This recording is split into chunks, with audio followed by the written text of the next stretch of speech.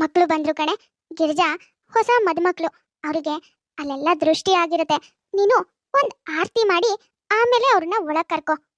ಹೌದತ್ತೆ, ನೀವ್ ಹೇಳ್ತಿರೋದ್ ಸತ್ಯಾನೇ. ನನ್ ಮಗ ಸೊಸೆ ಮದ್ವೆ ಮನೇಲಿ ತುಂಬಾನೇ ಮುದ್ದಾಗ್ ಕಾಣಿಸ್ತಾ ಇದ್ರು. ಎಷ್ಟು ಮುದ್ದಾಗ್ ಕಾಣಿಸ್ತಾ ಇದ್ರು ಅಂದ್ರೆ ಶ್ರೀನಿವಾಸ ಮತ್ತೆ ಪದ್ಮಾವತಿನೇ ತಲೆಗೇಳ್ ಬಂದಿದಾರೇನೋ ಅನ್ನೋ ಅಷ್ಟು ಮುದ್ದಾಗ್ ಕಾಣಿಸ್ತಾ ಇದ್ರು.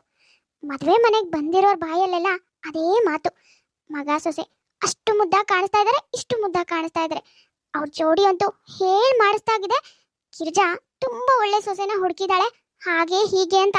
ಅವ್ರ ಮಾತನ್ನೆಲ್ಲ ಕೇಳಿಸ್ಕೊಂಡು ನಾನು ಅವಾಗ್ಲೇ ಅನ್ಕೊಂಡೆ, ನನ್ ಮಗ ಸೊಸೆಗೆ ದೃಷ್ಟಿ ಆಗಿರತ್ತೆ, ಮೊದ್ಲು ದೃಷ್ಟಿ ತೆಗಿಬೇಕು ಅಂತ. ಇರಿ, ಇವಾಗ್ಲೇ ಹೋಗಿ ಆರ್ತಿ ತಟ್ಟೆ ರೆಡಿ ಮಾಡ್ಕೊಂಡ್ ಬರ್ತೀನಿ. ಹೌದಜ್ಜಿ, ನನ್ ಫ್ರೆಂಡ್ಸ್ ಕೂಡ ನಿನ್ನ ಅಣ್ಣ ಅದಕ್ಕೆ ತುಂಬಾ ಚೆನ್ನಾಗಿ ಕಾಣಿಸ್ತಾ ಇದ್ದಾರೆ. ನಿನ್ನ ಅದಕ್ಕೆ ಅಂತೂ ದಂತದ ಗೊಂಬೆ ಇದ್ದಾಗಿದ್ದಾರೆ ಕಣೆ. ಅದ್ ಎಲ್ಲಿಂದ ಹುಡುಕಿದ್ದೆ ಹಾಗೆ ಹೀಗೆ ಅಂತ ಎಷ್ಟೊಂದು ಕ್ವಶನ್ ಮಾಡ್ತಾ ಇದ್ರು ಗೊತ್ತಾ. ನನ್ಗಂತೂ ಅವ್ರು ನನ್ನ ಅದಕ್ಕೆನ ಹೊಗಳ್ತಾ ಇರ್ಬೇಕಾದ್ರೆ ನನ್ಗೆ ಎಷ್ಟು ಖುಷಿ ಆಯ್ತು ಗೊತ್ತಾ. ನನ್ನ ಅದಕ್ಕೆ ಎಷ್ಟೊಂದು ಚೆನ್ನಾಗಿದ್ದಾರೆ, ಎಲ್ರೂ ಬಾಯಲ್ಲೂ ಇದೇ ಮಾತು ಬರ್ತಿದ್ಯಲ್ಲ ಅಂತ. ಅದಕ್ಕೆ ನೀವು ತುಂಬಾ ಅಂದ್ರೆ ತುಂಬಾನೇ ಚೆನ್ನಾಗಿದ್ದೀರಾ. ನಿಜವಾಗ್ಲೂ ಅವ್ರೆಲ್ರೂ ಹೇಳ್ದಾಗೆ ನೀವು ದಂತದ ಗೊಂಬೆ ಇದ್ದಾಗೆ ಇದ್ದೀರಾ. ಕಾವ್ಯ, ಎಲ್ರೂ ಹೀಗೆ ಹೊಗಳಿದ್ರೆ ನನಗೊಂಥರ ಆಗತ್ತೆ. ನೀವೆಲ್ಲರೂ ತುಂಬಾನೇ ಹೊಗಳ್ತಾ ಇದ್ದೀರಿ ಅನ್ನಿಸ್ತಿದೆ. ಗಿರಿಜಾ, ನಿನ್ ಸೊಸೆಗೆ ಇವಾಗ್ಲೇ ನಾಚಿಕೆ ನೋಡೆ, ಮುಖ ಎಲ್ಲ ಕೆಂಪೇರ್ ಹೋಯ್ತು. ಮತ್ತೆ ನನ್ ಸೊಸೆಗೆ ನಾಚಿಕೆ ಆಗದೆ ಇರತ್ತಾ? ಎಲ್ರೂ ಅವಳನ್ನ ಇಷ್ಟೊಂದು ಹೊಗಳ್ತಾ ಇದೀವಪ್ಪ. ಇರಿ ಇರಿ, ಮೊದಲು ದೃಷ್ಟಿ ತೆಗೆದ್ಬಿಡ್ತೀನಿ. ಹಾದಿ ಕಣ್ಣು, ಬೀದಿ ಕಣ್ಣು, ನಾಯಿ ಕಣ್ಣು, ನರಿ ಕಣ್ಣು, ಅವ್ರ ಕಣ್ಣು, ಇವ್ರ ಕಣ್ಣು, ನನ್ನ ಕಣ್ಣು, ಯಾರ್ಯಾರು ಕಣ್ಣು ಬಿದ್ದಿದ್ಯೋ ಎಲ್ಲ ದುಷ್ಟ್ರ ಕಣ್ಣು ಹೊಟಾರ ಹೋಗ್ಲಿ. ಥು ಥು ಥು. ಅಮ್ಮ ಚಾರಣ್ಯ, ಬಾರಮ್ಮ, ಗಂಡ ಹೆಂಡತಿ ಇಬ್ರು ಬರಗಾಲಿಟ್ಟು ಒಳಗಡೆ ಬನ್ನಿ. ಗಿರಿಜಾ ಮತ್ತೆ ಸುಧಾಕರ್ಗೆ ಮದುವೆ ಆಗಿ ಹಲವು ವರ್ಷಗಳು ಕಳೆದಿರತ್ತೆ. ಇವರಿಬ್ಬರಿಗೆ ಮದುವೆ ಆಗಿರೋ ಸಂಕೇತವಾಗಿ, ಪ್ರೀತಿ ಸಂಕೇತವಾಗಿ ಅರ್ಜುನ್ ಮತ್ತೆ ಕಾವ್ಯ ಕೂಡ ಜನಿಸಿರ್ತಾರೆ.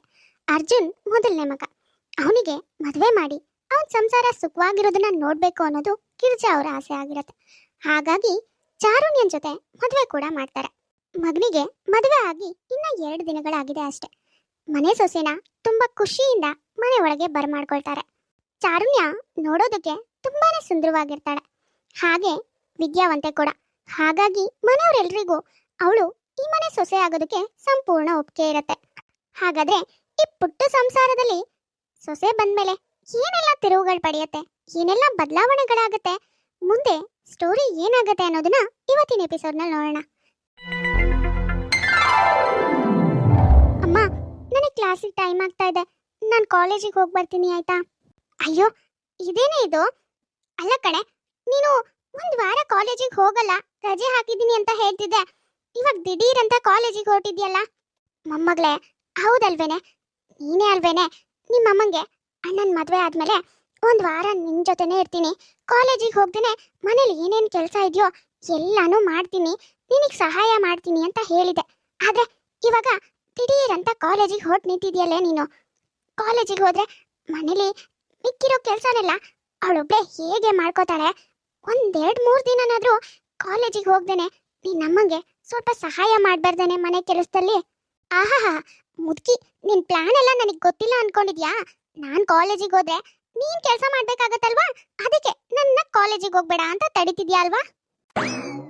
ಆಹಾ, ನೋಡ್ದೇನೆ ಗಿರಿಜಾ, ನಿನ್ ಮಗಳಿಗೆ ಅದೆಷ್ಟು ದುರಂಕಾರ ನೋಡು. ನನ್ನನ್ನೇ ಮುದುಕಿ ಅಂತ ಕರೀತಿದ್ದಾಳೆ, ಬಹಳ ಸೊಕ್ಕಿದಾಳೆ ಕಣೆ. 1 ಲೊಕ್ಕಿ ಬಾಲ್ ತಗೊಂಡು ಹಿಂದ್ಗಡೆ ಗಾಯ ಆಗೋ ತರ 2 ಬಾರ್ಸಿದ್ರೆ ಸರಿಯಾಗುತ್ತೆ. ಕೂರೋದಕ್ಕೆ ಕುಂಡೆ ಇರಬಾರ್ದು. ಅಯ್ಯೋ ಅಜ್ಜಿ, ನನಗೆಲ್ಲಾನು ನೆನಪಿದೆ, ನಾನೇ ಹೇಳಿದ್ದು. ಆದ್ರೆ ಏನ್ ಮಾಡ್ಲಿ, ಕಾಲೇಜಲ್ಲಿ ಏನೋ ಎಕ್ಸಾಮ್ ಬಗ್ಗೆ ಅನೌನ್ಸ್ಮೆಂಟ್ ಇದೆಯಂತೆ, ಹಾಗಾಗಿ ಎಲ್ಲರೂ ಕಂಪಲ್ಸರಿ ಬರಲೇಬೇಕು ಅಂತ ಗ್ರೂಪಲ್ಲಿ ಆರ್ಡರ್ ಆಗಿದೆ. ಅದಕ್ಕೆ ನಾನು ಇವತ್ತು ಕಾಲೇಜಿಗೆ ಹೋಗಿ ಈವ್ನಿಂಗ್ ವಾಪಸ್ ಬರ್ತೀನಿ. ಆಮೇಲೆ 1-2 ದಿನ ಮನೇಲೇ ಇರ್ತೀನಿ. ಅಮ್ಮಂಗೆ ಎಲ್ಲಾ ಕೆಲಸದಲ್ಲೂ ಸಹಾಯ ಮಾಡ್ತೀನಿ, ನೀನೇನ್ ಚಿಂತೆ ಮಾಡಬೇಡ. ಅಯ್ಯೋ ಸರಿ ಸರಿ, ನೀನ್ ನಿನ್ನೆ ರಾತ್ರಿನಾದ್ರೂ ಹೇಳಿದ್ಯಾ? ನಾನು ನಿನ್ನೆ ಕೆಲಸ ಮಾಡಿ ಅದು ಇದು ಅಂತ ಒಂದ್ ಸ್ವಲ್ಪ ಸುಸ್ತಾಯ್ತು ಅಂತ ಇವತ್ ಬೆಳಗ್ಗೆ ಹೇಳೋದು ಲೇಟ್ ಮಾಡ್ಕೊಂಡ್ಬಿಟ್ಟೆ. ತಿಂಡಿ ಬೇರೆ ಮಾಡಿಲ್ಲ. ಇವಾಗ ತಾನೇ ಎಲ್ರೂ ಕಾಫಿ ಕುಡಿದು ಕೂತಿದೀವಿ, ನೀನ್ ನೋಡಿದ್ರೆ ಕಾಲೇಜಿಗೆ ಹೊರಟು ನಿಂತಿದ್ಯಾ. ಇರು, ಏನಾದ್ರೂ ಮಾಡ್ಕೊಡ್ತೀನಿ, ತಿಂದ್ಕೊಂಡು ಹೋಗುವಂತೆ. ಅಮ್ಮ ಪರವಾಗಿಲ್ಲ, ನನ್ಗೇನು ಮಾಡ್ಕೊಡೋದು ಬೇಡ, ನೀನ್ ನಿಧಾನವಾಗಿ ತಿಂಡಿ ಮಾಡ್ಬಿಟ್ಟು ತಿನ್ನಿ. ನಿನಗೆ ಬೇರೆ ಸುಸ್ತಾಗಿದೆ ಅಂತ ಹೇಳ್ತಿದ್ಯಾ. ಇವಾಗ ಅರ್ಜೆಂಟಿಗೆ ಏನು ಮಾಡೋದಕ್ಕಾಗಲ್ಲ. ನೋಡು, ನಾನು ಕ್ಯಾಂಟೀನಲ್ಲಿ ಟಿಫನ್ ಮಾಡ್ತೀನಿ, ನೀವು ಆರಾಮಾಗಿರಿ. ಅರೆ, ಇದೇನ್ ಕಾವ್ಯ ನೀನು ಬೆಳಗ್ಗೆ ಹಾಗೆ ಹೋಗ್ತೀನಿ ಅಂತಿದ್ಯಲ್ಲ. ಬಿಸಿಲು ಬೇರೆ ಜಾಸ್ತಿ ಇದೆ. ಆಮೇಲೆ ತಿಂಡಿ ಏನು ತಿಂದೆ ಹೋದ್ರೆ ತಲೆ ಸುತ್ತ ಬಂದು ಬಿದ್ದು ಹೋಗ್ತೀಯ. ಯಾರಾದ್ರೂ ನೋಡಿದ್ರೆ ಆಯ್ತು, ನೋಡ್ಲಿಲ್ಲ ಅಂದ್ರೆ ನಿನ್ನ ಆರೋಗ್ಯ ಬೇರೆ ಹಾಳಾಗತ್ತೆ. ನೋಡು, ನೀನೇನ್ ಚಿಂತೆ ಮಾಡ್ಬೇಡ. 5 ನಿಮಿಷದಲ್ಲಿ ನಾನು ನಿನ್ಗೇನಾದ್ರೂ ಮಾಡ್ಕೊಂಡು ತಗೊಂಡ್ ಬರ್ತೀನಿ. ತಿಂದ್ಕೊಂಡು ಕಾಲೇಜಿಗೆ ಹೋಗು. ಅತ್ತೆ ಏನ್ ಮಾಡೋದ್ ಬೇಡ, ನಾನಿದ್ದೀನಲ್ವಾ. ಅಯ್ಯೋಯ್ಯೋ, ಇದೇನಮ್ಮ ಚಾರುಣ್ಯ, ನೀನ್ ಬಂದು ಇನ್ನ 3-4 ದಿನ ಆಗಿಲ್ಲ. ಅಷ್ಟರೊಳಗೆ ಮನೆ ಕೆಲಸ ಮಾಡ್ತೀನಿ ಅಂತಿದ್ಯಲ್ಲ. ನೋಡು, ಅದೆಲ್ಲ ಏನು ಬೇಡ, ನಾನಿದ್ದೀನಲ್ವಾ, ನಾನು ಮಾಡ್ಕೊಡ್ತೀನಿ. ನೀನ್ ಆರಾಮಾಗಿ ರೆಸ್ಟ್ ಮಾಡಮ್ಮ. ಅರೆ ಅತ್ತೆ, ನೀವು ಯಾಕೆ ಹೀಗೆ ಮಾತಾಡ್ತಿದ್ದೀರಾ? ಈ ಮನೆ ಏನ್ ಬೇರೆಯವ್ರದಾ? ನನ್ನ ಮನೆ ತಾನೆ, ನೀವೆಲ್ಲ ನನ್ನೋರು. ಹೀಗಿರುವಾಗ ನಾನು ನನ್ನೋರ್ಗೋಸ್ಕರ ಏನಾದ್ರೂ ಮಾಡ್ಕೊಟ್ರೆ ಅದ್ರಲ್ಲಿ ತಪ್ಪೇನಿದೆ? ಇನ್ಮೇಲಿಂದ ಈ ಮನೆ ನಂದೆ, ನಾನು ಹೊಸಬ್ಳೇನಲ್ಲ ಅಲ್ವಾ. ಹಾಗಾಗಿ ನಾನೇ ಮಾಡ್ಕೊಡ್ತೀನಿ.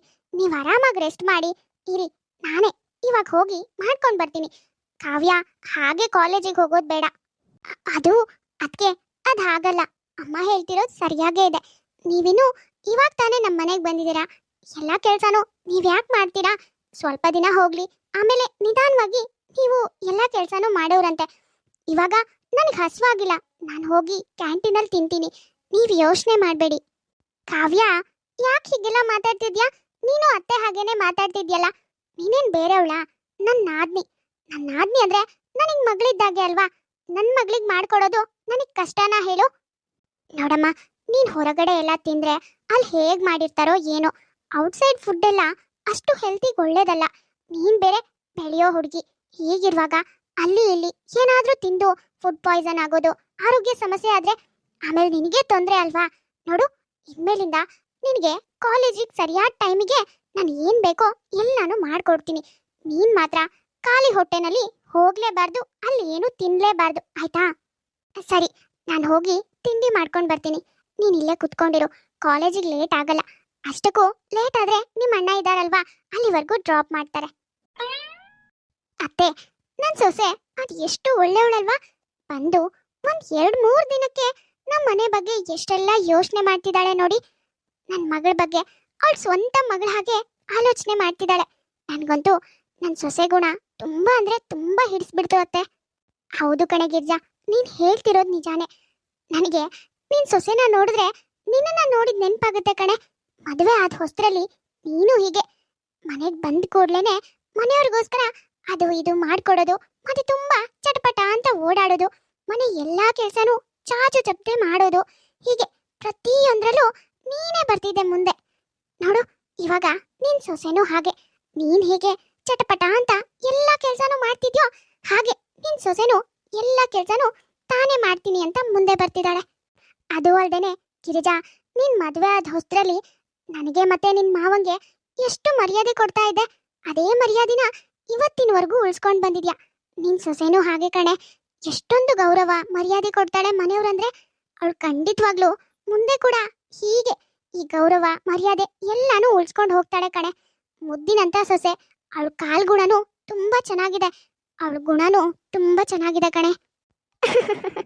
ಹೌದು ಅತ್ತೆ, ನನ್ನ ಸೊಸೆಗೆ ಎಲ್ಲಾನು ನನ್ನ ಬುದ್ಧಿನೇ ಇದೆ. ನಮ್ಮ ಮನೆಗೆ ಹೇಳಿ ಮಾಡಿಸಿದ ಸೊಸೆ ಇದ್ದಾಗಿದ್ದಾಳೆ. ಮದುವೆ ಆಗಿ 1-2 ದಿನದಲ್ಲೇ ಚಾರುಣ್ಯ ಮನೆಯವ್ರ ಜೊತೆಗೆ ತುಂಬಾನೇ ಕ್ಲೋಸ್ ಆಗ್ತಾಳೆ. ಎಲ್ಲರನ್ನೂ ತನ್ನೋರು ಅಂತ ಹೇಳ್ತಾಳೆ. ಅವ್ರಿಗೆ ಏನ್ ಬೇಕೋ ಎಲ್ಲಾನು ತಾನೇ ಮುಂದೆ ನಿಂತು ಮಾಡ್ತಾಳೆ. ಪ್ರತಿಯೊಂದು ಕೆಲಸನೂ ಜವಾಬ್ದಾರಿಯಿಂದ ಮಾಡ್ತಾ ಇರ್ತಾಳೆ. ಚಾರುಣ್ಯ ಮನೆಯವ್ರ ಜೊತೆ ನಡ್ಕೊಳ್ಳೋ ರೀತಿ ನೋಡಿ ಮನೇಲಿ ಪ್ರತಿಯೊಬ್ಬರಿಗೂ ಅವಳು ತುಂಬಾನೇ ಇಷ್ಟ ಆಗ್ತಾಳೆ. ಪ್ರತಿ ಮನೆಗೂ ಸೊಸೆ ಬಂದ್ಮೇಲೆ ನಮ್ ಜೊತೆ ಹೊಂದ್ಕೊಂಡು ಹೋಗ್ಬೇಕು ಅಂತ ತಾನೇ ಎಲ್ಲರೂ ಯೋಚನೆ ಮಾಡೋದು.